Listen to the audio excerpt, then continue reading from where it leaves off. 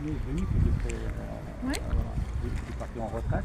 Et je me suis converti dans la guidance comme ça, pour donner des choses vraiment sûres, pas comme ça inventées. Voilà, parce qu'il y a beaucoup de gens qui font ça voilà. Pour arrondir leur fin de mois. Par exemple. Alors là, on est donc devant le reste du grand monument amphithéâtre.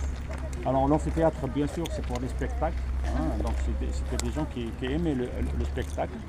Une arène en ellipse inscrite dans un rectangle. Donc là, on est sur une partie de gradins. C'est vrai qu'il y a tous les gradins avec le temps ont disparu, mais ça c'est le reste. Donc les routes pour les gradins et les coulisses pour les pauvres. Là vous avez trois les marches, les escaliers de la cella peut-être. Cette époque-là ils étaient apparents. Est-ce que les recherches ont été documentées ou non? Si, toutes les recherches sont documentées. D'ailleurs, même sous l'ère coloniale? L'ère coloniale, oui, d'ailleurs, c'est eux qui ont commencé à fouiller. C'est avec Stéphane Xel à l'époque, en 1889. Et puis on avait Serge Loncel aussi, qui était conservateur de Tipaza. Il a travaillé beaucoup sur le site de Tipaza. D'ailleurs, il y a beaucoup de rapports de fouilles archéologiques.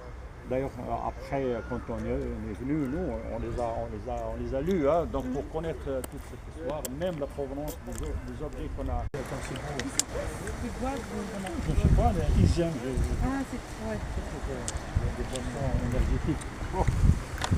Là, c'est les bassins toujours pour le poisson, donc c'est des salisons. Donc là, on est juste à côté de la mer.